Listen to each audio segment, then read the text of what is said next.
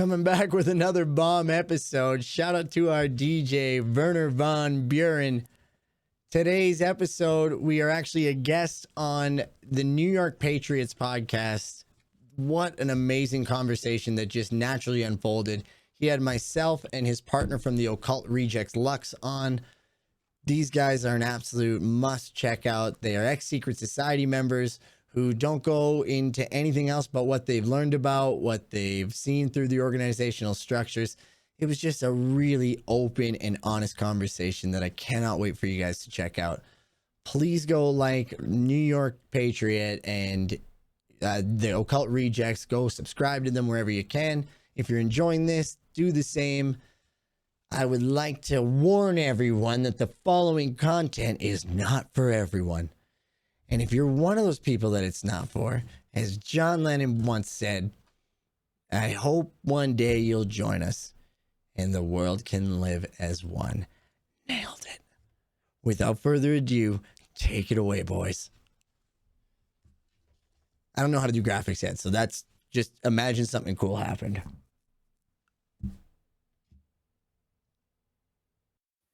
Hey, everybody. Welcome back to the NY Patriot Show. We have another live episode going out to Twitch, YouTube, and Twitter. This will be up for a day or two, and then it will come down, and it will eventually be dropped as a podcast. So really, this is just that we got sound effects going. That's all right. Yeah, I was trying to... It's all right.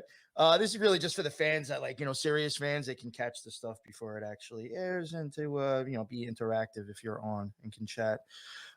This week I have Luxe on with me as well, and you already know who he is. And we have Steve from the Real Fake Talk Show. I came across Steve yesterday. He had hit me up to see if we still needed money for Luxe's microphone. So I realized he had a show. And I was like, yo, we got to do something. And here we are the next day. So, Steve, why don't you let everybody know who you are, where they can find you, and what you're doing. Thanks there, and appreciate you having me on. This was a real quick turnaround, which I really appreciated the conversation and out of the blue. Yeah. I'm Steve from the Real Fake Talk Show, a very real fake talk show where I just want to talk to people and understand things and understand where they come from and what they do, and try to use people's stories and humor to just kind of get people to look at things a little differently, because I think everyone's very single-mindedly in their own world, and I think it's important to have conversations that will expand that. Yeah, well, it looks like you're trying to combat CNN. Yeah, right. Just like I said, every episode, like, we hope just to spread as much propaganda as them every episode. So tune in. We're on YouTube, Spotify, the Real Apple Music, the Real Fake Talk Show. Just starting out. So yeah, and I got the links will be in the video as well. So go check his stuff out too. So, and also I would like to add, you're from Canada, so that is something that possibly we could touch upon as well while you're on, because I don't know what's really going on over there. You do, not me. We barely do, but yeah, I can tell you the straws we're grasping at. So, what did you want to? I mean, there was a couple of things we were talking about prior, and I don't even know which one do you want to start with, because they're all great topics. That's why I was like, I mean, I would even like to talk about the whole Kyle Rittenhouse thing.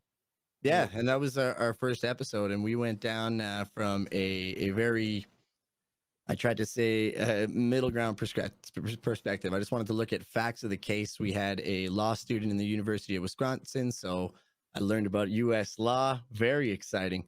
And the state runs a lot of what happens within the state. So the state law that I'm telling Americans how their governments run, but the state was running everything. So from a state perspective, it was nice to have kind of that, like, what the law is saying, what they're seeing.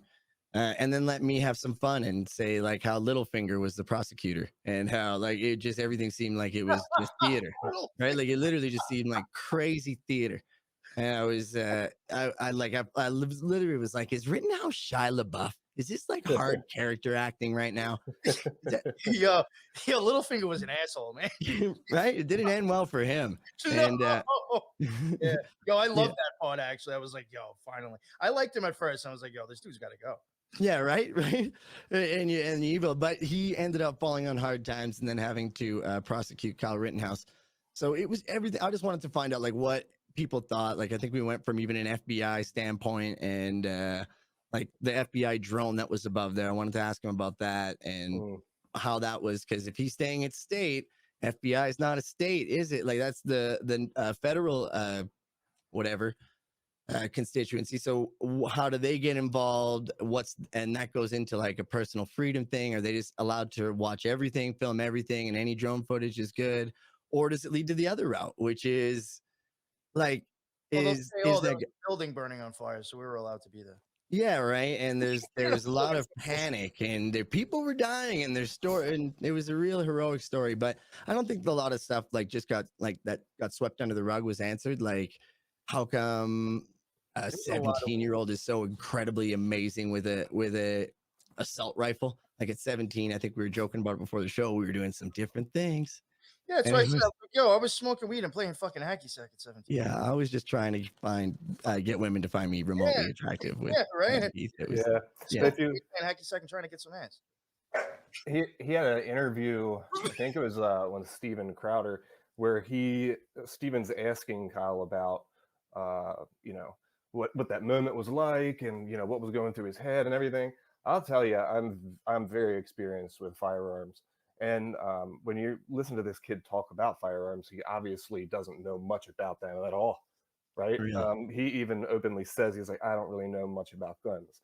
But you knew how to hold it, right? From my perspective, I know someone, if they've had experience from a gun, the way that looks, right? The way you hold it, the trigger control. And what happens is this kid, you know, in less than 2 seconds falls on the ground, and then you know, somebody jumps on top of him. He turns around, he realizes that his rifle, the ejection port is very like really tiny opening, which is not a good thing. So there's something on the gun that's called the forward assist. Now, like even with military training, the first thing that you would do, if you might not even notice that the ejection port is open, it's just from a technical standpoint, for him to have no training and to know instinctively, oh, my injection port's open, forward assist. I mean, that's really technical stuff. And even for me, I was like, dude, there's no way that I would have been able to pull that off. I mean, it's just a really, really technical thing to do. I know it might sound like I'm talking, you know, Spanish to a lot of people, but just from that standpoint, it's crazy. No, and I understand. Like that was what I like. I once again, maybe because I'm Canadian and there's not as many guns. Like I just don't understand how. Like at 17, once again, you put that into a factor. And I was trying to play both sides of the fence, right? Because it's like, okay, say he did. Let's use my expertise, which is like I feel like I'm really good at reading people. And when I was watching in the courtroom, a lot of the stuff. So I'd be interested to get out tears and lies, or do you think it's just no verbiage, just here's how it's done? I mean, one thing that I kind of guessed was that maybe he's had way more experience or training with an AR-15 than they wanted to kind of let out in court, or for him to even acknowledge, because then it makes him look, you know, way more experienced. So he's like really tactical, which isn't going to look good to a jury. I thought that before, but then, yeah, I mean, he definitely knows what he was doing, because that stuff is it's not instinctual. You have to be in that situation over and over and over again to know that's what you need to do in a fraction of a second. So it's hard to tell. That was just one of the wild things. And then so that leads to like FBI training thinking for, I don't know, I guess just myself. And then the FBI drone was just, I was like, does 1 + 1 not equal 2? How many more ones do we need to get in here? But it was just it kept going. So but it was a good way to find out, like, just from the law perspective. And he had brought into the fact that the media was cherry picking facts, which I'm very accustomed to knowing that happens at a wild scale basis. I spent 10 years in the Canadian media here. Kind of saw the arc from the death of the newspaper, let's call it, where it just went into the digital world.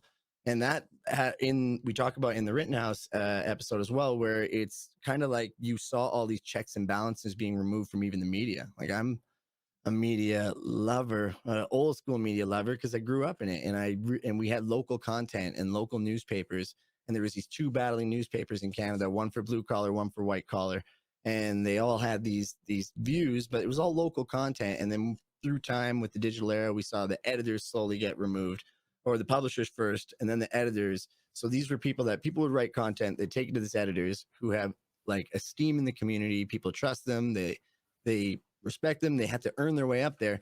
They're removed now, and now there's like a digital system, and then you see a lot less like investigative journalism, which our newspapers used to do, and now you see like top 10 reasons why you need a dog to make yourself not be sad, and you're like, what? This is the newspaper stuff we're getting now. So it would just that was where I kind of immediately started saying like, well, what's going on? And well, like I even said too, I think, when you mentioned something about how it went from paper to digital, I mean, I'm not necessarily saying it was done for the reason that I said it, but it is definitely a benefit that once you print something and send it out, I mean, you really can't go up to the person's house and change it that just read it. So maybe if they look at it again, now we'll say something different. Online, you can edit the fuck out of things and change them whenever you want. right. And that to me, when you said that, it kind of just clicked with like, I don't want to keep going down like the whole crazy, but like the Orwellian thought of like, you can change words. If you can change history, that you're in a dangerous place. And not mention every other thing that we have. The newspaper and all these media sources were once like really reputable sources that we used to be able to go to. But I don't know. Now that I'm like outside the matrix, it's like I don't know if like you look back and say, was I just one of the people under the organization that was just doing my bit? Because I don't even read. I don't even pay attention to what fucking Gateway Pundit and what was there? There was another one. There's like even certain news sources that I used to use that I thought were like actually legit, and I even think that, honestly, I hate to say it, I think they're part of the fucking bullshit itself. yeah, it's really tough to believe it. Like the MK Ultra stuff was one of the things I started researching, which I found was like kind of a main ground. Because like I said, I walk a thin line in my community about what's folklore and what's not. So I was like, well, let's go find some just open knowledge stuff, like of declassified information. And the MK Ultra actually extends to Canada. And their biggest experiment was at McGill University, where they like made people go through depatterning, through mass doses of LSD, where they'd break them down to like the most vegetative fetal state so they can rebuild them. And spoiler alert, it didn't end up very well for anyone. Yeah. And it's that kind of stuff just led you to say like, okay, well, what else is there in the world that's going on? What else is our government hiding? And I guess that's like, I don't know, that was a pretty steep staircase to go down. Because what's wild about the MK Ultra stuff in Canada is the fact that the US government, the reason why they did those experiments in Canada was because you have different laws concerning like experimentation and human rights at the time. So they were conscious. They knew, okay, well, we can't do this in the US, but if we go to Canada, and then it came out that, yeah, the Canadian government had essentially agreed to let them do that, because those experiments there were some of the most horrific experiments that they did at MK. I mean, keeping people awake for like 40, 50 days, or putting them to sleep for 40, 50 days. I've said this before, they convinced one guy that he killed his mother because they were doing these mental driving techniques, like you said, where they would dose someone LSD, do all of these crazy hypnotic sessions. And this dude thought he really killed his mother. He went home after the experiment was over, saw his mother, and was like, wait, thought we were dead. It took him 3 months to be convinced that he did not kill his mother. yeah, that's wild to me. That really, really struck me. And if anyone, once again, even from my community, thinks this is anything in the world of folklore, our news used to cover stuff, and we had a program called The Fifth Estate, which was by the CBC, which is our publicly run broadcast system. It's that outlines it completely, just like that. They have the interviews with some of the people from it, the children who they just can't remember that point in their life, and there's certain things that just stay with them forever. And that's, once again, in 1960. So I love how we like to faux the fact that we progress everywhere else in life, except for the areas that are like landing on the moon or whatever it is.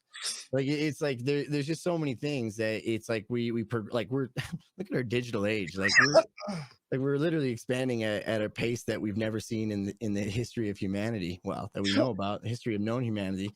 And then we are able to like regress in certain if we stopped MK Ultra, MK Naomi isn't a thing where we were using TV frequencies and subliminal messaging in commercials.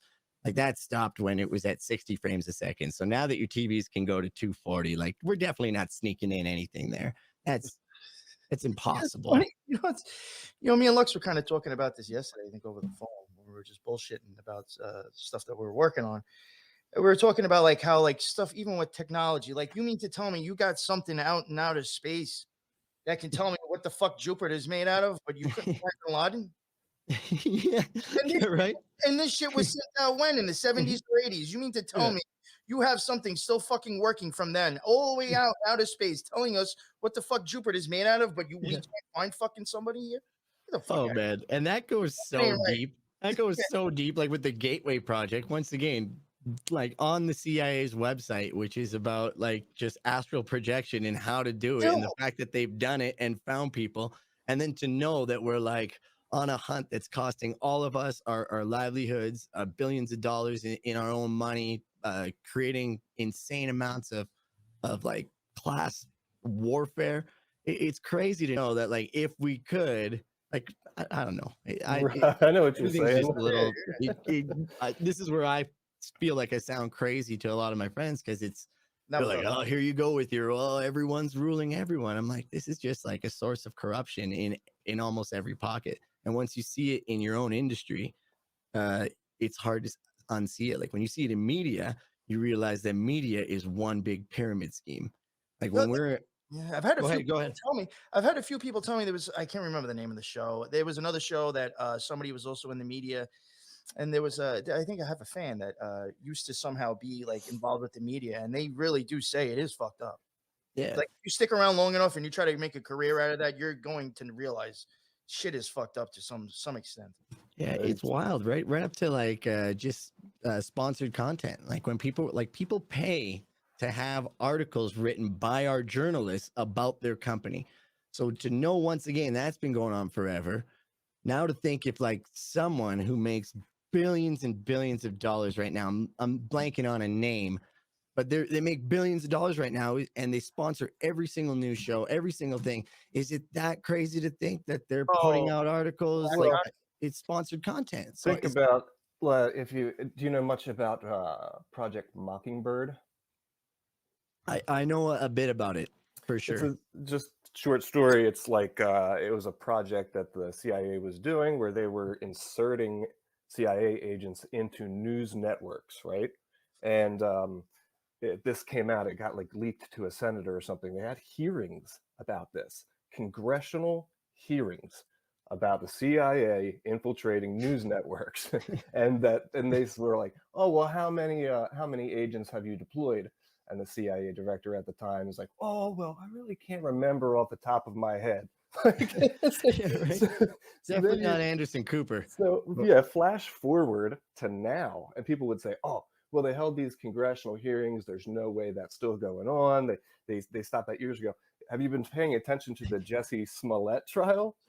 Because it just came out in cross-examination, I believe it was cross, where Jussie Smollett was in communication with Don Lemon from CNN. Yeah, I saw that shit.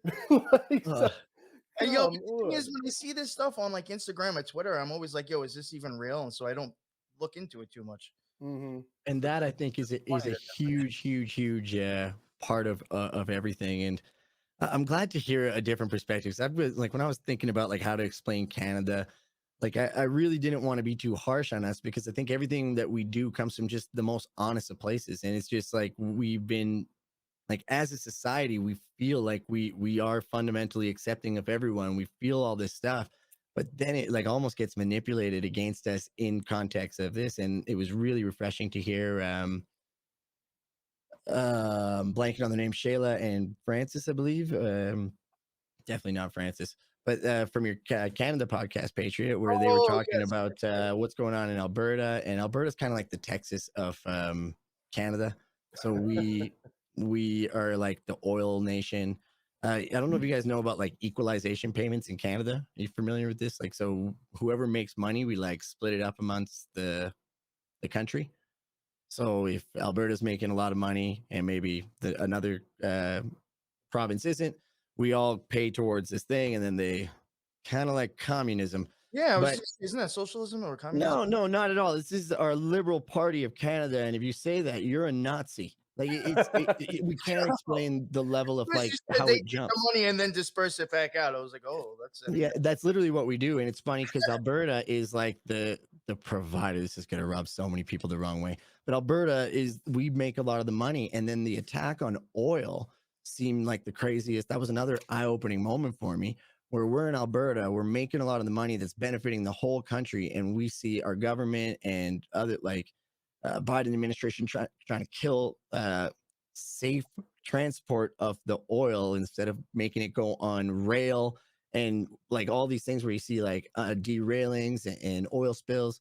So they canceled the pipeline, and then you find out that in Canada, Quebec and that side of the province or that side of the country gets their oil from Saudi Arabia, and BC and our side of the province gets or our side of the country gets their oil from China. And you're like, what, guys? We have the resource that we are going to be like, that's going to be making all of us money, and we're attacking it. We're villainizing it. We're saying that it's dehumanizing the Aboriginal population, which is hilarious because we, as a nation, have they have it like terribly here. So it's just, there's so many misappropriations with what we believe in as a culture versus what we all of a sudden are manipulated to kind of like, when the children start getting found in the schools, we're caring about it. And we obviously care about it. But now it's like almost turned into like a subservient culture where it's like, do this, you're doing your part. And everyone's like, oh, let's quickly go do our part. Like, stuff. You're not doing your part, we're going to villainize you. You It's like should be shut down. Yeah. It's like wild. or bees being told what to do. Yeah. I don't know if you saw the Jim Brewer part. It's the Jim Brewer stand-up comedy. He does a 4-minute bit on it. And he's like, they're like parakeets, like one mask, two mask. Like, you know, it's like, You know what's so funny? I've actually used, I think, parrots or parakeets. I've used that before, making fun of the left and the right, actually, saying that it's just both sides just repeating whatever they've been told to keep saying. You know, one you got the whole shit with the masks, and then on the right you got fucking hold the line. You know, old fucking stupid little trust fucking the plan. yeah, all that whatever it is. yeah. It's like you're just all parroting each other. Oh, if you know, you know. All those stupid fucking little things it's like you're a bunch of parrots. That drives me insane, and that's where I was like, where I kind of started my quest, I guess, or whatever. Is like, I don't identify as anything. Like, I really don't. I don't mean to sound idealistic or anything, but I don't identify as the left or the right. I've been pressured my whole life to vote in this system, and they're like, it's your right to vote. People died for your right to vote. I'm like, well, people also then in turn died for my right not to vote for something I don't believe in and don't trust in and want to see a change in. So why would I put any type of vote to anything of a corrupt system? So with that mentality, I found myself in a weird kind of a place, but I feel like there's a lot of people in that place. They just don't know how to express themselves. And then everyone gets pulled into these polls of like, oh, that sounds like a QAnoner. I'm like, whoa, I was just talking about Operation Paper, whatever it is. Like, there's real things that are just really easily findable, but it almost begs the question, is like, are we all watching the same movie? Like, it cracks me up too, because you'll hear these, especially on the news, it's like just constant now, is that in one sentence they'll say, well, sex is it's amorphous, and whatever you feel is now your gender, right? So you're not binary, and they're embracing this idea of people expressing having different genders than they actually are biologically. And then in the next sentence they'll say they'll make absolutes, like, oh, well, this person was a white supremacist, or this person was a like. So you just told me about how like people can just be like, here's what to think, stop thinking, go back to Netflix. Like, it's literally, I feel like people just stop even trying, and that's what's frustrating in Canada or anywhere, I guess it sounds like, is it's just all these real tough topics are wrapped around bad issues, and And like, as soon as you try to get into that layer, oops, you've offended the trans community, or oops, you've offended the left, or oops, and I'm like, I'm not QAnoner. I'm not like a vaccine, like, let's shut everything down. I just want to talk about, like, let's just basic history. We've seen some of this stuff before. Like, why is that all like out of the realm of conversation now? So, you know, I even think is weird. And, you know, anybody who goes on any type of social media besides Twitter or Instagram, you know, like Gab or Cloud Hub or like other alternative sites like that. When you go into any type of like really any conspiratorial group, they're all like just QAnon shit though. mhm. Like I've even said to Lux, I was like, is there like a site that we could put our stuff up that isn't always in Q shit? Yeah. Like I'm like, I really don't know any fucking site I can go that isn't bombarded with that stuff though. To where if you're saying anything different than that, you're actually sound completely different for a conspiracy theorist. And it's Yeah. fucked, and I think it's fucked up a lot of shit because of that. Man, it really has. And I'd be curious to know your opinion on the empty internet theory, or even what Lux was talking about with Project Mockingbird. Who's to say, like, my joke was tyranny is woke now, right? Like, it's learned to evolve like we all have as humans, as people, as thoughts, as symbol, whatever it is, we all evolve, and tyranny has evolved just in the same way. So what's to say, like what you guys were saying, sorry, I lost my train of thought there. One thing that I was thinking of, Mockingbird. that we were just, we were talking about Mockingbird and MK. I think it's important for everyone to just, it's not a conspiracy. So it's a fact that these things happened, and they probably are still happening right now. I don't have the documents to pull out of my ass to prove it, but we can see we can see it all around us, right? Travis Scott show is Yeah. And if you do, it'll be changed in the 3 weeks from the internet or taken down. So because what they've done, like you said, they have progressed, they've gotten better, and now instead of doing MK experiments on a small group of people, they're doing it against an entire population, because they're telling you what to think. They are controlling your mind. There is no independent thought, and they contradict each other themselves all the time. They'll say, well, we shouldn't, what these people trying to build a wall at Texas between Mexico, these people are racists. But yet they're telling us that we shouldn't be concerned about our border. But yet the US is posturing now to defend Ukraine's border against Russia. Of course. Right, that's the right thing to do. Do you agree with do you agree with invasion, Lux? Is that what you're about? Right. Like, it's wild, and it's crazy, and that's what I was saying. What were you saying, Patriot? I saw some some crazy shit on it was like the local news channel, I think Spectrum 1. Or it could be confusing. Maybe it was a thing for the whole country, but I'm almost positive it was like some kind of like spending plan that they were proposing for New York to give to like Afghan refugees or somebody like that. Some group of refugees, like money. And I'm like, yo, like, don't we got our own fucking citizens fucked up right now? And you're trying to come up with some millions of dollars. I think it was like 2 or 3 million. I could be wrong. Whatever. It was in the millions of dollars of money that they want to, hand out to these people. And I'm like, but you got your own citizens fucked up. And you're just like, yeah, come over and take this too. What the fuck is that all about, man? I don't understand this concept coming from the corporate world. Even being given the money that they're saying that they want to give on the fucking TV. You know what I mean? Like, what? Just because none of it makes fucking sense. I told my wife, I said, I would rather believe that they're actually stealing that money and putting it in their own pockets, because at least they're right. Just tell us at least.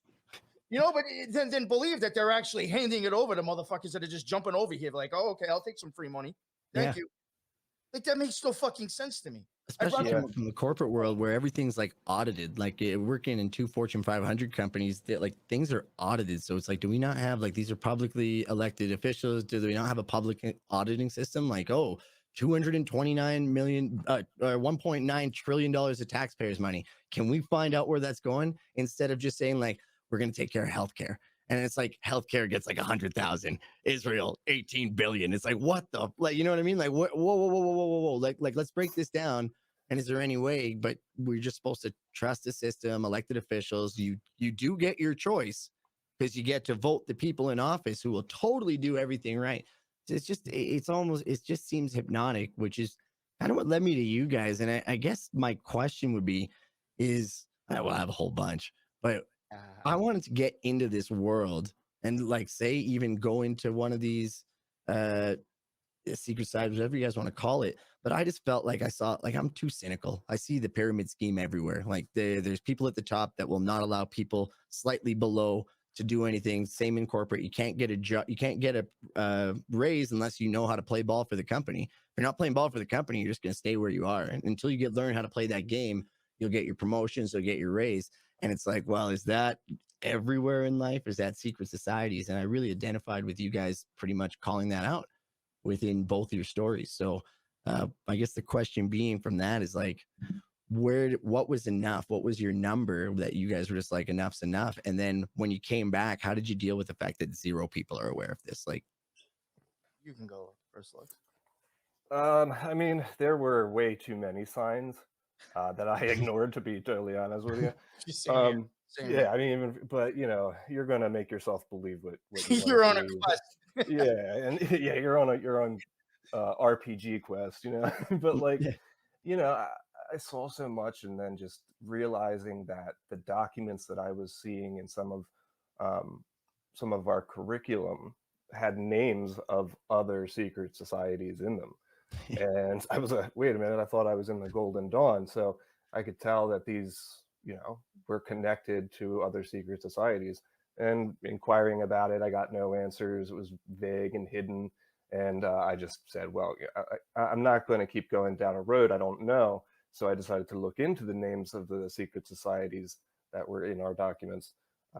And they were essentially inner orders that led to thelemic magic, which is what I had expressly told the Golden Dawn that I did not want to study. So, like you said, it's a pyramid scheme. The further you go up, like when you first get in, they say, "Oh, no. You know, we're not connected to anybody else. We're our own thing. Golden Dawn, that's it." But the more you go up, you realize that's absolutely not true. And you know, I felt deceived, so I decided to get out. And it's really funny because not many people that I'm close to even really know about the secret society experience. Because when I had gotten out, okay, I had a good friend of mine that I've known for 30 years. And I said, you know, this is stressful. It's like a big secret that you have to like hide from people. And I sat him down and I was like, dude, I just want to talk to you because I need to talk to someone about this. And I told him, and he didn't believe me. I was like, well, what? I've been through it. 30 years? I went and got the curriculum and put it down in front of his face. And he was like, yeah, okay. I don't really want to talk about this. Yeah. It was just like, that blew my mind. And from there, I really didn't talk about it with anyone. Wow. And that is kind of how, like, your understanding of what happened is kind of my grade 9 assumption of religion. Is like, I was raised a pretty like steadfast Catholic, and then you're like, oh, why are you teaching me about other religions? You telling me all these other people are enemies and wrong and like they're stupid? Like, there's some pretty smart people in these things, so we're gonna call them dumb. So I was, that, like, the question of just like, why is there everything else? My question for you though is like, so would that lend to the like, let's just play devil's advocate for people who are like let's pretend you're that guy, like, because you saw so many different secret societies, would you think that's more of a rabbit hole trail to keep people at bay, and there still is a secret society that is like one above all that maybe all the pyramids lead up into? Or would you rather say that like it's just a forever rabbit hole to keep the enlightened ones to never find their purpose? Well, that was the main reason for why I had left the OTO. I mean, I'll say, just for like your listeners, I never felt 100% comfortable even when I first started going to begin with.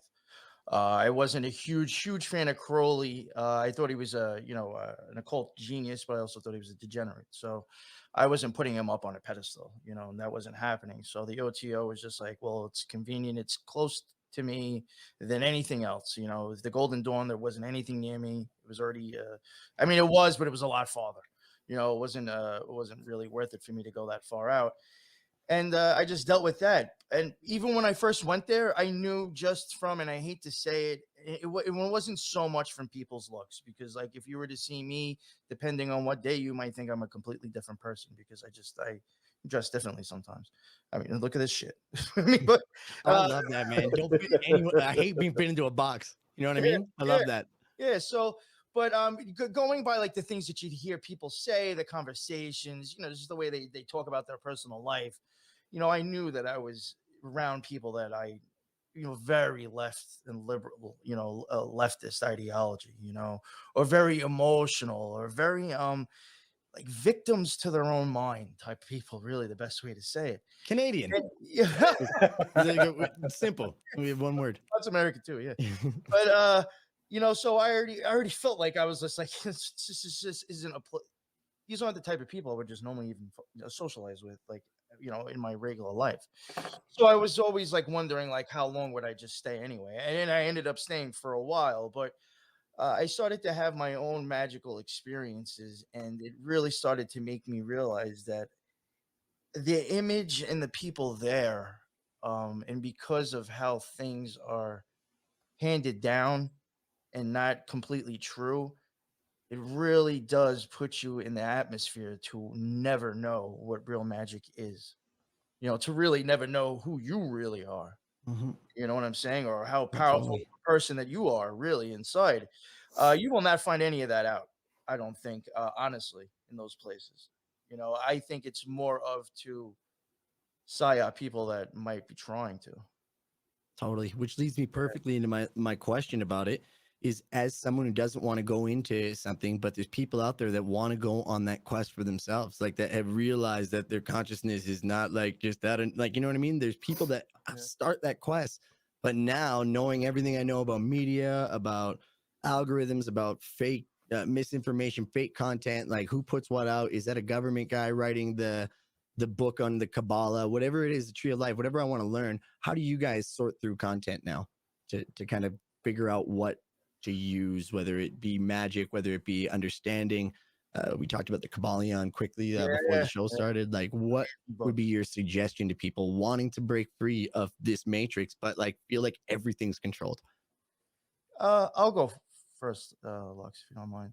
Um, you know, the Kabbalion, I think, is a great book. I mean, this is a perfect example of like what I would suggest. That's very like it's a non-denominational thing. It's not picking a specific, you know, gods or names or anything. It's really just about yourself, you know, polarity and learning about that.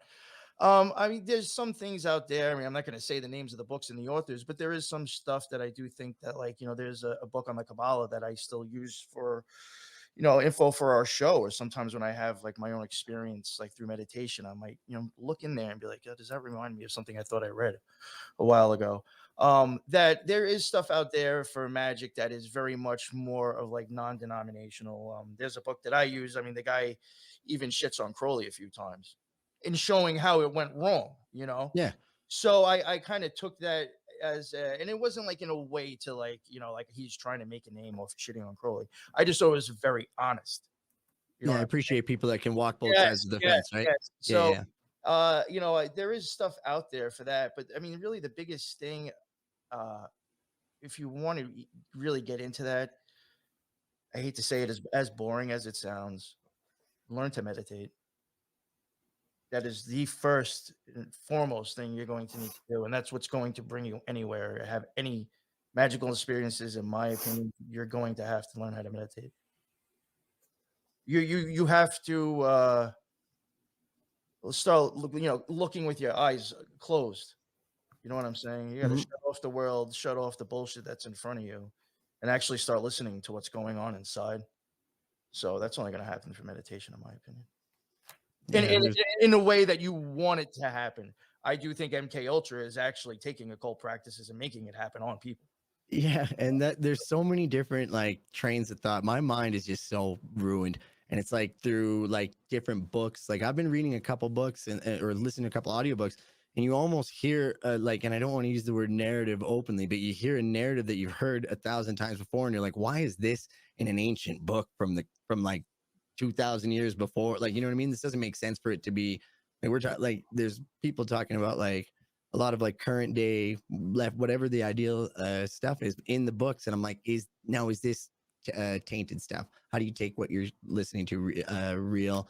Which lends to the conversation with everyone. Like, we just don't know anymore, and that makes everyone more skeptical, and they'll just go with that group mentality, which is kind of I don't want to cut Luxe off, but which is what I wanted to get to with that Matthias Dermott study, which I don't think we talked about while we were live, right?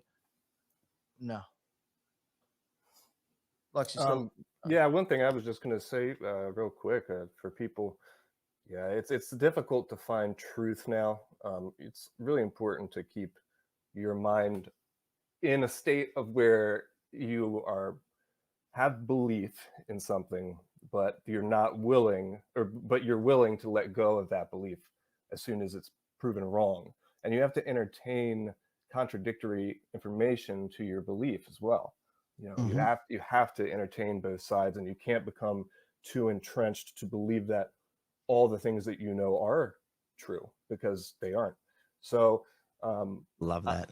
I would definitely say that as for people who are out there who are maybe trying to look into the occult, or people who want to find more information about esoteric stuff or magical systems, it's a very dangerous road to go down if you're just kind of picking any book out of the library that you want, or because it's just riddled with so much inaccuracies or falsehoods, some on purpose and some by accident. But I would say through all the studying that I've done, I would suggest to people, if you are interested in esoteric stuff and you want to hear someone who was a critic and did not believe in spiritualism, esoteric, things, check out the book In Search of the Miraculous. It's by Peter Opinski. It was like 1915 or 1918 or something that was written, I think. But anyway, he follows this guy named George Gurdjieff, which is he was an Indian sage and mystic, and he pretty much goes to Gurdjieff because he wants to kind of disprove this, because he's a reporter. He wants to try and disprove what these claims were about Gurdjieff, and it's just a really fascinating look into the occult, because like we tell people all the time, it's if you don't believe in the occult, that's fine, because it doesn't. I can believe that electricity doesn't exist, but it doesn't mean that electricity doesn't exist. Yeah, just because you haven't seen it, it's like the Plato's cave allegory, right? I don't know if you're familiar with that, where they're talking about like just because you haven't been outside doesn't mean the outside doesn't exist. Like, right. But just to quickly bring up, that's funny that you say that. I'm gonna check out this book right now, because that's exactly how I went down the crazy hole. I went like just down the search for everything, because it started ironically with flat Earth, and that was where like I realized, and just because I wanted to entertain that idea of understanding it, that was when I'm going to learn about it or whatever it is, the theories on it, instead of just mocking it and shutting it off, I wanted to walk down that path 100%. So then you can say what we were saying before is like maybe the flat Earth theory, because once again, this is going to sound tough for a lot of people. No one can definitively prove either in exactly how everything is, right? Like, as close as every theory gets, like, we're still playing this game, but that's the game that everyone's stuck in. Is there's NASA, space, we're hurtling through space at a gazillion miles an hour at different rotational gravitational speeds, but all the stars are the same in the sky since the beginning of time. Don't worry, that's light year stuff, science stuff. There's all that, like, the science has figured it out for you. And then there's flat Earth on the thing, like, you guys are crazy. There's a dome above us. And somewhere in between, instead of just conversing and realizing, like, oh my God, NASA's doing some really shady shit. Operation Paperclip, like, they were literally funded by Nazis. Like, that's how they started and got a lot of their technology. What does that mean? No, can't say that. It's anti-Semitic. Like, so it was just so many different points, and instead of just asking, like, because that would be a big deal if we just said, like, how much funding are we giving NASA every year, and what are they doing with it, and like, are a lot of the stuff they say, not to say space is fake, relax, but let's say, what are they doing in certain areas? Once again, this goes back to like auditing. and just being a normal person in a normal company. But that's lost. Yeah. So that's my little quick take on what you were saying about like people being like not able to walk both sides of the fence. Yeah. Like you know what I mean? If you can't say like go look through the eyes of even Alex Jones, like that's the thing. Anything he says, my philosophical thing is if a racist makes a sound in the forest, does he make a sound? Like we can't disprove just because of the source that anything is false. And if you can't walk that line and walk your line, then you're just as bad as the person you're arguing against. Yeah, I think that whole, all that stuff's been, made. We've all been made to be divided like that. The whole, two-party paradigm. I think like, I always say Odd Man, I think said it the best. Both wings got to flap for that bird to go anywhere. Mm-hmm. So, I mean, I think that a lot of that's been done on purpose, just to split people up. Like we were talking about before with the anxiety. We're just, it's a constant separation. Like the last year and a half, and with different ways, masks, backs, or political party, everything is a constant division lately. It's nuts. And I did want to get into that if you guys are among people. Yeah, I did want to get into that the Mateus Dermott study or conversation. He's been on Aubrey Marcus and a couple different podcasts where he was he's a psychology professor from Belgium. And he's been kind of studying everything, kind of understanding different things. And he thinks this is a state of mass formation is what we're seeing. And that's the psychological state that we enter.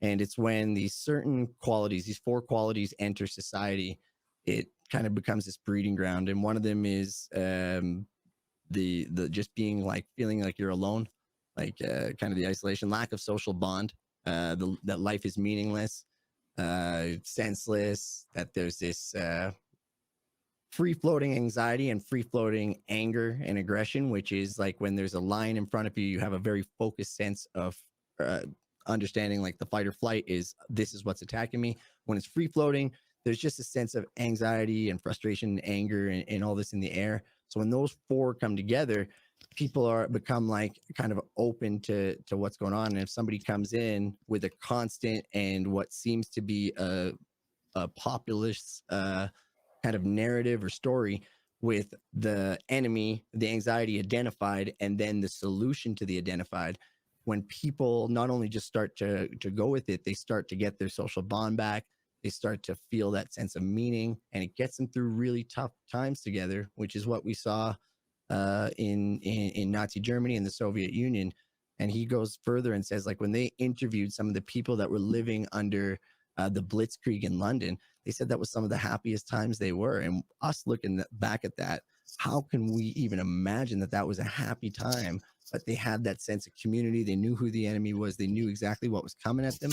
So it just lends to the a little bit better of an understanding of human psychology. Like, because I always think everyone's going crazy, and no, it's being done on purpose. Yeah.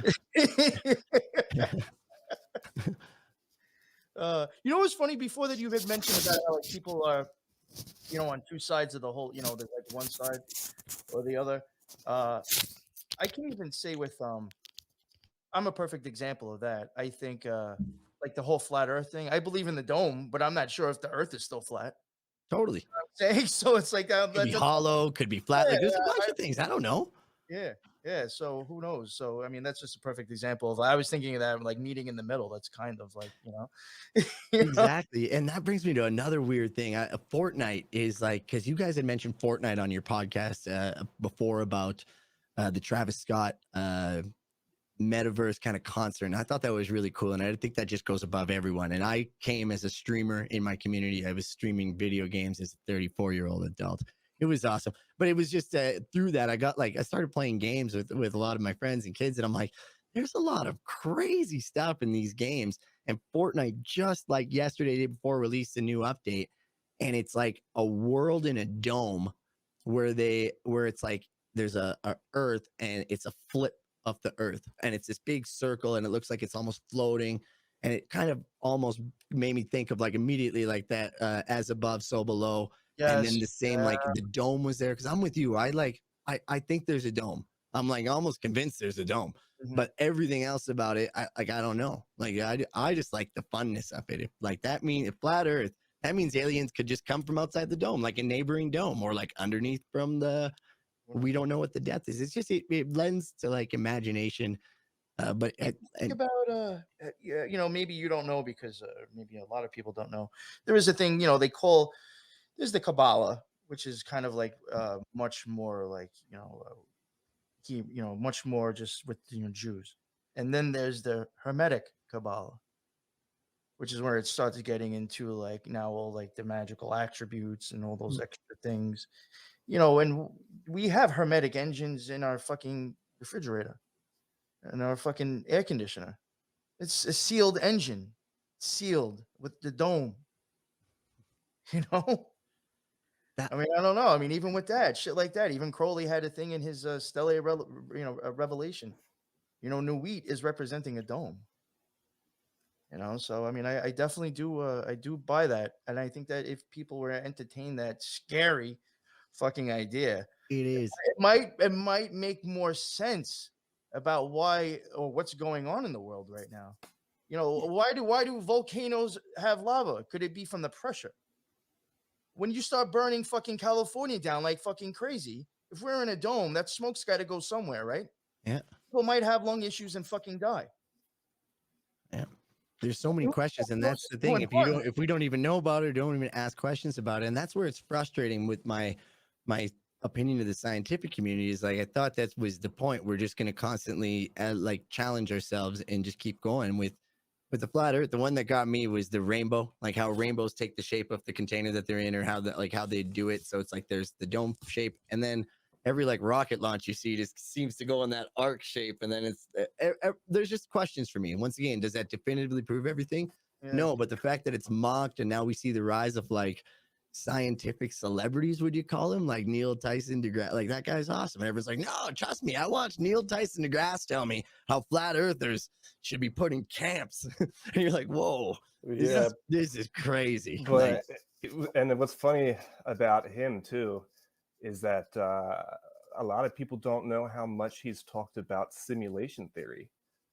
You know, he went on a pretty extensive lecturing tour, and they bring it up multiple times, and he openly says that what we see when we look at the distance between planets, when we keep seeing all of this computer code pop up as far as numbers that are reoccurring that would most likely suggest the same way that augmented reality would be constructed using binary computer code. And which is what we're like literally like and they're like the metaverse. Right. It's all fake, but you know what I wanted to add, and I'm saying this because actually a fan of ours, I'm going to give him a shout out right now. Multi Mikey 81. This guy comments, he watches all our stuff. He recently found us, and he brought up something that I've even said and even thought. He's talking about nuclear tests. That would explain the mushroom cloud. You know, and then if you want to believe that, what is that really about? Are you shooting something to the dome?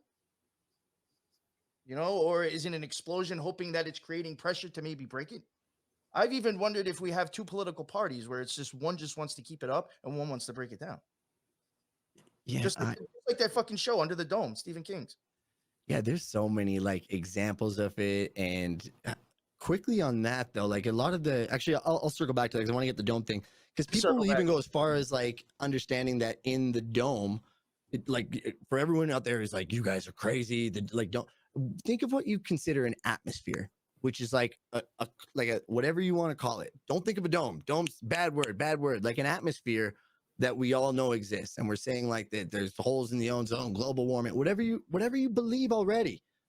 Understand what shape that would be in. If it was a sphere, like it would just be a circular dome or encapsulation. So is everything so crazy? Why are mushrooms considered sometimes like so sacred? Because it grows up and then fucking just like the dome, you can't go any farther. Mushrooms are awesome. Like that was the first thing. Like at a young age, that was where I almost just like, I don't want to say it was mushrooms. My parents are gonna watch this, but the psychedelics were the first time that I was able to get out of the the system and understand. I'm like, holy crap!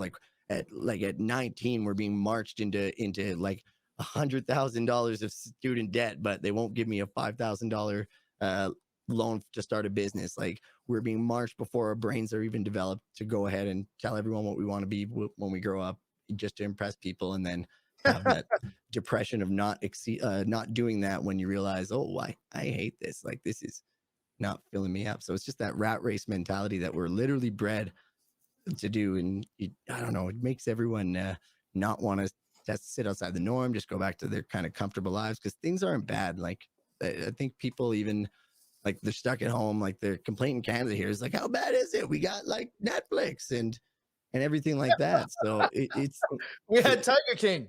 Yeah, right. Which is what I wanted to bring up about the Netflix and the Stephen King comment you said, is we see all this stuff in media that, like, whenever I bring up any of my fun stuff, everyone's like, oh, like Black Mirror, or oh, like Squid Games, or oh, like this. So I want to know, is that purposely done, do you feel? Or is it people capitalizing on money, like saying like, oh, this is what all these people think, or it'll be fun? Because to me, everything just seems a little like, is it predictive programming? Is it just so people would laugh at it and say that's entertainment? What do you guys think about that? Think about what we just did it too. They put things out in the public and media, to tell the story so far, or what's going to happen next, or the reality of things.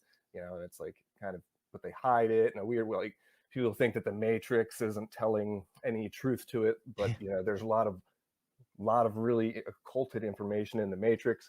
But we just did it just now. They even do it with words, right? We were talking about Earth and whether it was flat or if it was circular. And we used the word atmosphere, right? Well, if you break down that word, what's it telling us? At most, it's a sphere.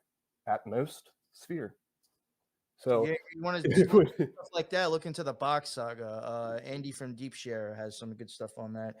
That is where, and I truly do believe, and I think me and Luxe were talking about this also yesterday. Talked about a lot of stuff yesterday. That I think, like, how we break them down, like a word with the syllables and stuff. Not, what am I trying to get at? Two stone. Basically, like he said, atmosphere. Those could actually be separate words in themselves stuck together. Exactly. So on the Box Saga, kind of, it's like a whole thing about like how, speech is really kind of not being presented or said correctly. The phonetics of it actually hold more to it than actual things. Yeah, I had that on my second episode. We were talking about that, and the guy said even down to the word spelling.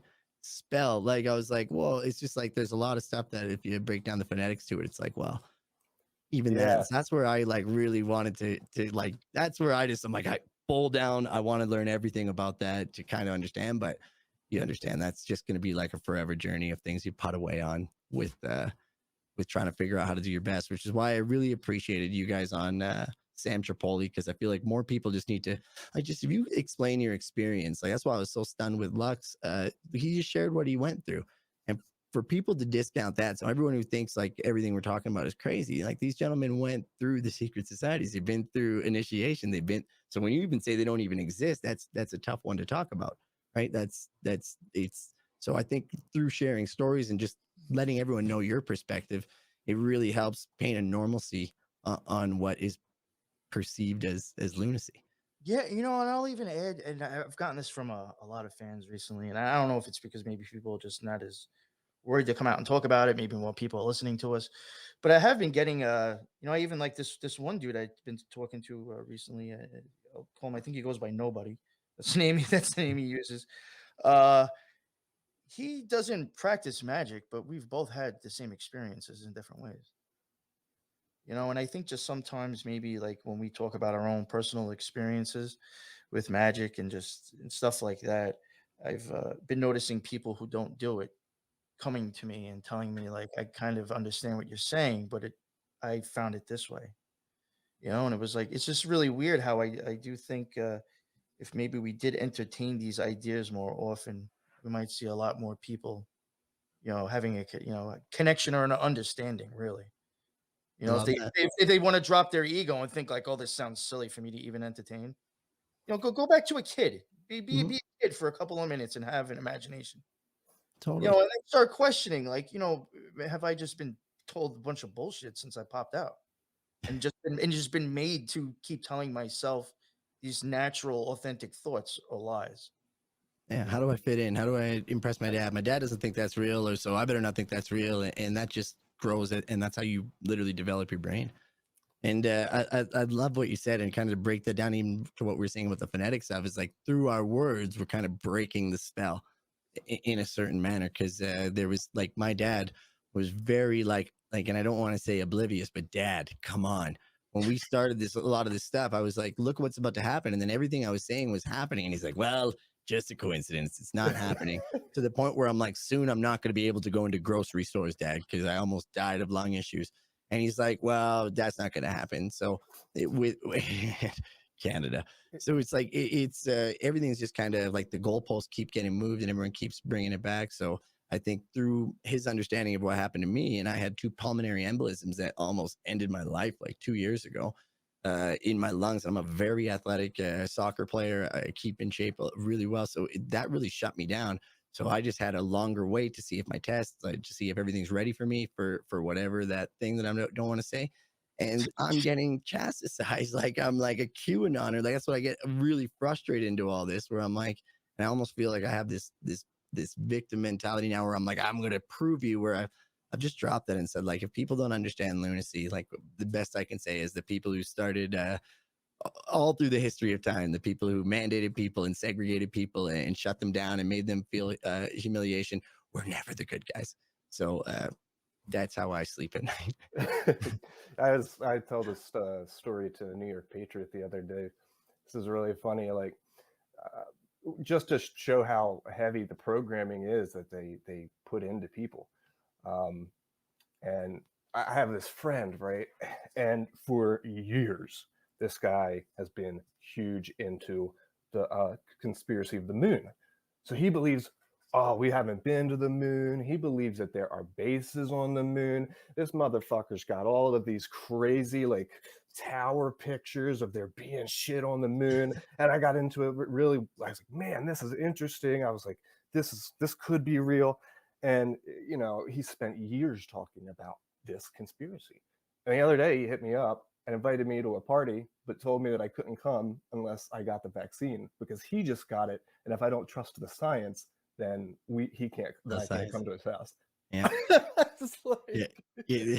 it's like, dude, you know, you could say he can have such an open mind about one thing, you know, really entertaining a pretty, you know, that's a hard pill to swallow for moon stuff, you know, because Yeah. it's not what conspiracy you hear too much about. But then to believe just the fact that there's no conspiracy around COVID is like, Yeah. just That's where boggles my mind. you start to think. It's like, that's why I love that Mateus Dermott made me feel normal and calling it like have a mass formation. Like it's a group hypnosis, it almost seems, because in that study that they did, they put 3 groups in. One was like completely hypnotized, one was like majority hypnotized with a few like some non-hypnotized, and then the third group was non-hypnotized people. And the non-hypnotized people, like when they were fed the lies, they're just like, oh yeah, that's a lie. And they like talked it out and they had it. And then the people in the hypnotized group obviously were hypnotized. And then the people in the middle, the people that weren't hypnotized, were immediately just by the group of it. So when they put them all together, it was growing in the number of the hypnotized would, because people didn't want to fit, they don't want to seem stupid within the group because there'd be mocking.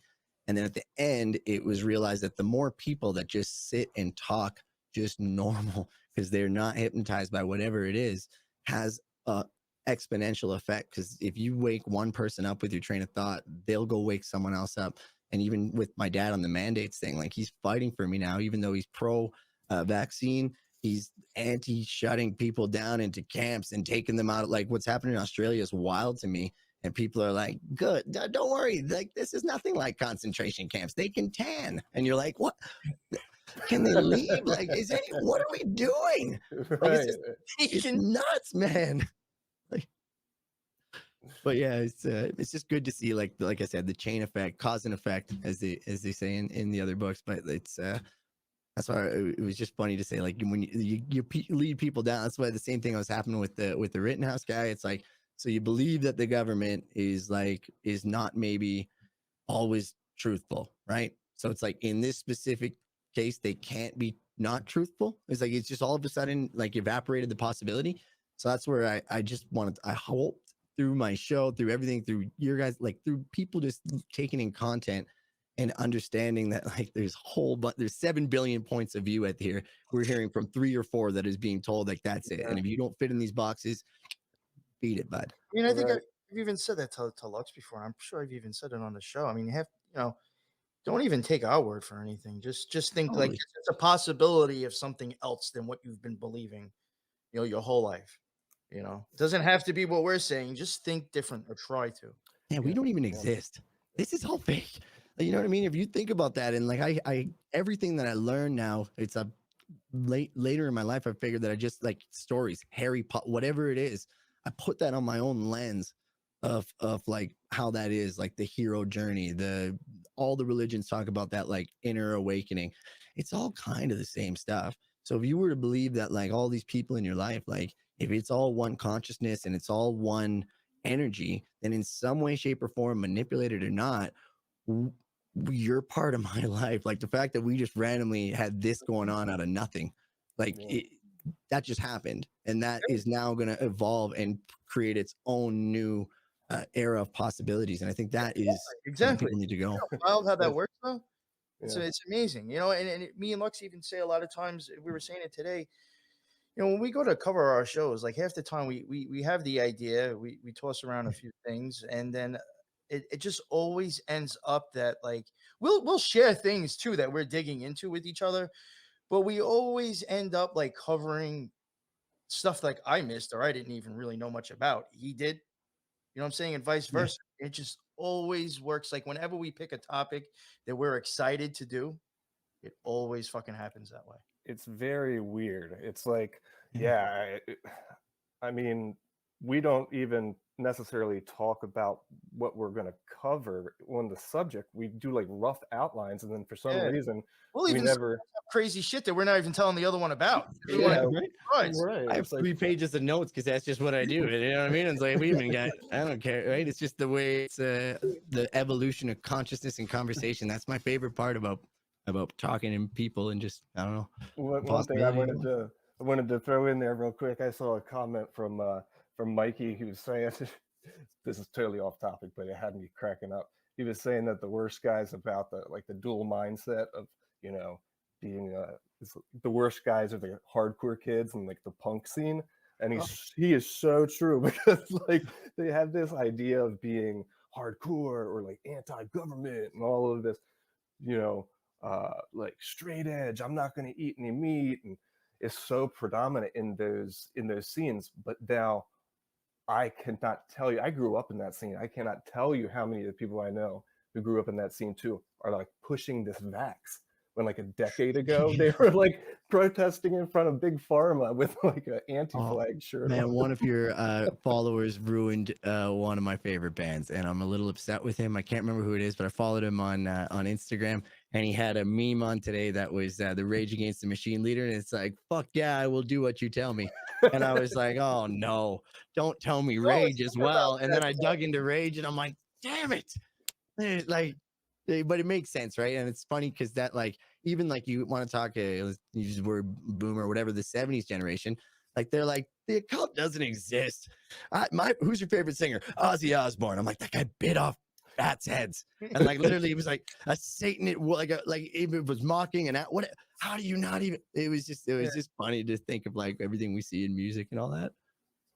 Oh, definitely. I went to like a Rise Against show. I don't know if you've ever heard of that band before, but Rise Against, they're very anti-government. They like have pretty much every song is political, and then it's so anti-government. And then I went to a show, and they like paused halfway through the show so that you could donate towards the DNC.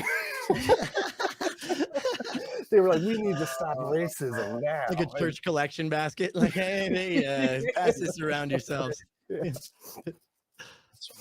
Oh man, the music scene, and that was the thing that I learned about the frequency and all this, and even like Muse, who's like a conspiracy theorist band who sings about a lot of the like conspiracy theories in the music, right? One album that's like every song is about something. They're awesome, but I kind of started thinking of them because they use like these weird like sound waves, like I'm like, I think they know what's up. I really think. those people, they know what's up, and they're putting it out there in their own little way, hoping people see something. That's what I think. I love that. Yeah. There's a lot of that going on. And honestly, it's amazing how us as humans still don't see it. Yeah, that's where it's like it's It's like the because whole everyone tries. Netflix thing again, really. Yeah, It's constantly in our faces, constantly the same story. I mean, that's even a thing that we're going to go into with the Scarlet Horse series that we have coming up. I mean, that storyline that we're going to show you, if you can actually understand what you're looking at when you're finished with our series, you will see it so fucking much everywhere, constantly telling you the same freaking story. And there's like a couple of different occult stories that are constantly being reproduced just in different artsy ways. It's the same shit. Once you Dude. actually start seeing the specific characters and traits, you are watching the same thing over and over and over again. Yeah, it's scary to think, and I think that's what like the kind of there's a psychological term I can't think of where it's like once you've seen something, now you'll start seeing it everywhere, and people just haven't seen it and don't understand that. We'll get with that, Right? And you guys had an awesome one on the Disney. Oh, that will Oh, like maybe oh, if you're my followers, maybe just take a great. minute before because I have a lot of Disney Plus fans, and like you just got to understand if you can see a pattern and then watch it and understand how that works. And I did a lot of work with nonprofit organizations, and they were doing a lot of brain studies, researching on what these kids deem as traumatic stress. And there's fundamental building block years that these kids have to develop their brains. And if they're introduced to certain types of stress, whether it be financial, moms, dads beating moms, whatever it is, that building blocks their evolution, and it leads them to a lot more addiction problems, a lot more whatever it is, crime, how homelessness, the works. But it's funny to think it's like if you start seeing that and not knowing that they're sexualizing youth content at a crazy amount, or not knowing all these little things that they're sneaking in, that we're just shitty parents of the millennial age, where we're just like pop in front of Netflix, I'm gonna go be a streamer or whatever, you like, you know what I mean? Like people are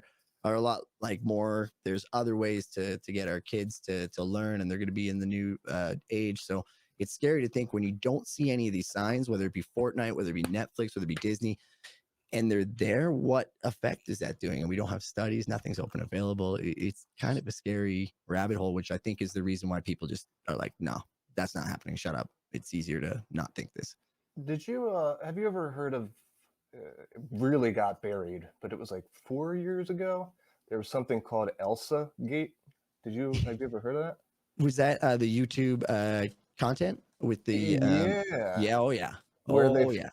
And that was a really, really crazy story that a lot of people haven't heard about. You can't find much content about it either. But yeah, don't let your kids on YouTube for real. And these are the kind of things that like light me up, which I used to be able to just be like, like I want to talk about things calmly. But when people like, you can neglect the flat earth, you can neglect a lot of this stuff.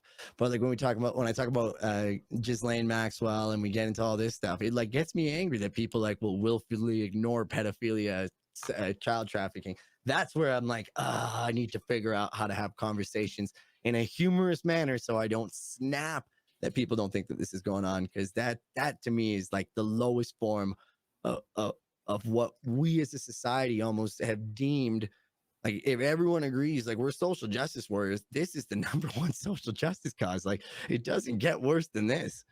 It really doesn't. So it's I don't know. That's where I draw the line, and I don't know how to. Like, I think, have you guys even seen the Facebook ads where they're normalizing pedophilia? Like, pedophilia is a sex choice. And you're like, are you kidding? Like, yeah. What? I know that's out of all the subjects out there, really, that one, the human trafficking stuff, and we found that in a lot of our research with secret societies. It's definitely prevalent in some secret societies, especially underage.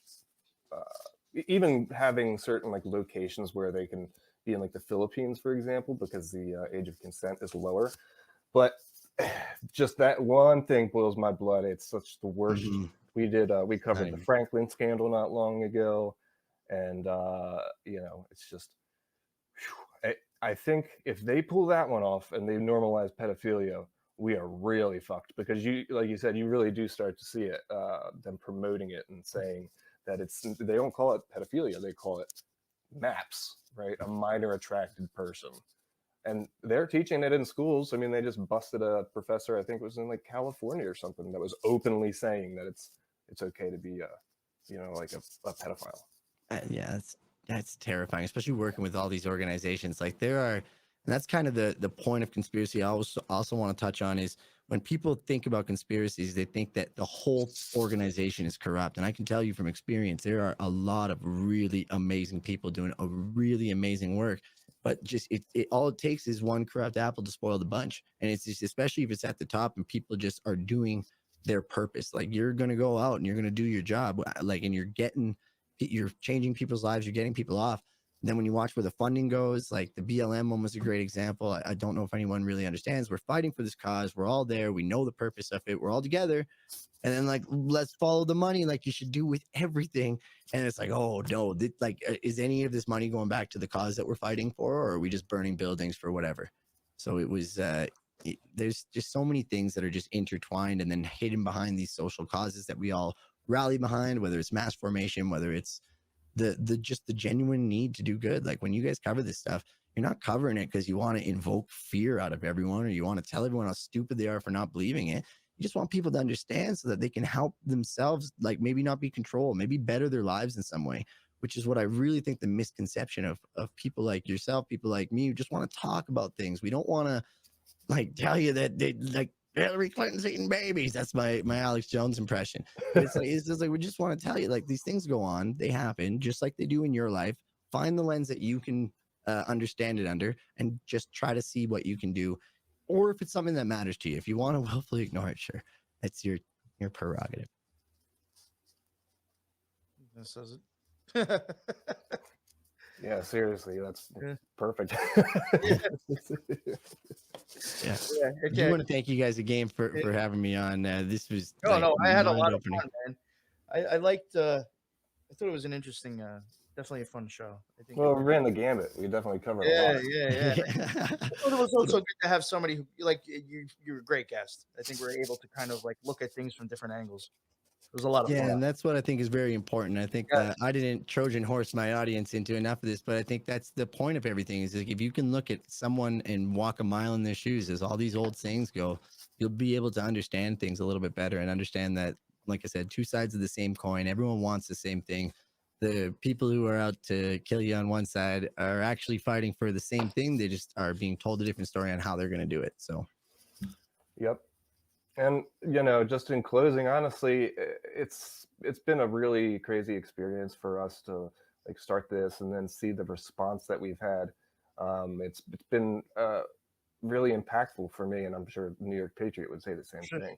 But, the reason why I contacted New York Patriot was because I heard him on a podcast. The reason why you are on with us is because you heard us on a podcast. And the more that we get that momentum going, right, the more people that we talk to and try to de-occult everything and show what's really going on, we can turn the tides, because it looks really scary and crazy to everyone right now.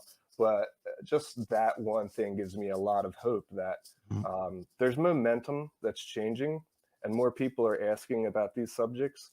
More people are reaching out to, create content. And so I just, if you're listening and you think that there's something that you can do to help turn the tide, it's not just grab a mic, do some research, look into it, prove us wrong. Yeah, I'll even say too, from my own experience with my own show, because I have guests on all the time. If you're a small show or you're trying to get into this stuff, and there might be somebody that you're like, wow, they got something great to say. I wish I could get them on my show. You would be surprised if you just find the contact that they will answer you back also. Don't start thinking, there are shows out there, believe it or not. Yes, they do put themselves up on a pedestal, but there are plenty of shows and people out there and researchers that if you actually drop the fear of asking them, they will talk to you. So that's just another thing too. Like, there are people that are willing to actually talk to fans or other like-minded stuff about, shit that's going on in here, I love that you said that. And just to triple on that is, don't feel like your single voice is too little. about anything, and that's a imposter syndrome times a million. And I dealt with that my whole life. Yeah. And in Tibetan Buddhism, they say, like, if you can impact one soul, that's equivalent to sainthood, and being on that level. So take it what you will on religion, but like it's really important to think that like I know a lot of times everything feels hopeless, or you don't feel like you're being heard or whatever, but through just, and essentially this video, Patriot, is through just like moving through authenticity and doing what you're doing authentically, you will find your tribe, and your tribe will find you, and it will grow, and it will literally, you will make the change you want to see. But as lame as it sounds, it all does start with yourself, letting go of that, and just reaching out to people, Yeah, and move forward. my show was nothing, and I got Jack Allen, I got Oddman, and I even got Charlie Robinson. I mean, that's a huge fucking name. You know, all I did was hit him up on Twitter, and I was like, "Yo, I would love for you to come on my show." You know, now maybe he's gonna get bombarded now because I'm coming out and saying this, and I think he was like, "Yeah, sure. What day and time?" Like, you know, and some people were like telling me that they, you know, liked his show, that has a show, and I was like, "Yo, just hit him up." No, really? I said, "Yo, that's all I did," and I was a fucking nobody. He's, you know, he just wants to get the shit out. Yeah, and you shouldn't even have to worry about what he says. Like, you just put your past behind you. Like, it's the same classic sales analogy. You don't ask, you don't get. And if you get 100 no's, does that mean you shouldn't ask 101 times? It absolutely doesn't. Yes. So that's what I'm saying. You know, Love that. I've had like people, I think like you were even surprised when I was like, "Yo, you want to come on?" And I felt like the imposter. That's why I was like, I don't know. I only have like I have like 16 followers, man. Like, I don't know. You know what I mean? Like, take it easy. Take it easy. Maybe in like a month. Something to say. Let me tell you something. Was some of these bullshit shows that are out there, and I'm not saying ones that we're like, you know, like X22, Hive Mind, all these, you know, half those numbers are probably not even fucking real anyway. So don't even worry about the numbers, man. Yeah, and like numbers is another trick to get people out of their like that old trick is like, oh, nobody likes this. This content isn't resonating with people. Don't worry about it. Just do everything authentically, and can't fail. All right, and I guess we'll leave it with that too. We'll end it there. I think that's a good way to end it. So please let everybody know where they can find your show again too. The Real Fake Talk Show, Apple Music, Spotify, and YouTube as of right now. I'm a one-man army trying to figure this all out. So I'm very new to the game, but everything matters. So like, once again, little comments on videos, people reaching out, people like yourself, Patriot, everything just means the world to me. Not for numbers, not for anything else other than just to expand our world. Yeah. And you know, in a way, it's like connecting consciousness in a sense. It is. It really is. Expanding consciousness. Like, the one consciousness theory, I just is too much for me right now, and I feel like you start to get that when you start attracting people and all this stuff. So yes, fun journey. So I definitely, you will definitely be coming on again for sure. I had a great time. I really definitely had a great time. So yeah, please, everybody, if you're watching the YouTube, I do think his links and notes are on the bottom with the show notes. Go check his stuff out, show him some love. And that's the end of another, I guess, NY Patriot / Occult Rejects, because Luxe was with us too, show. This will stay up on YouTube for a few days and on Twitter, and then I will pull it down and we'll go back out again in a few weeks as a podcast on Spreaker and all major podcasts as well. So unfortunately, you'll have to hear him again, people who watched it on YouTube. Tough. But those are probably the real fans, so they probably won't mind that much. True. So, and thank you all. Yo, for real, I had an awesome time with all you people inside the fucking chat. There was a couple of times, I'm going to be honest, I lost, you know, concentration about what was even going on because I was talking to these fucking people. You know, people are awesome. Thank you. You're a great group of people that I've been noticing are always showing up when I go now. I have a lot of fun, and thank you, you know. And yeah, and that's it. And until the next one, everybody be well. Later.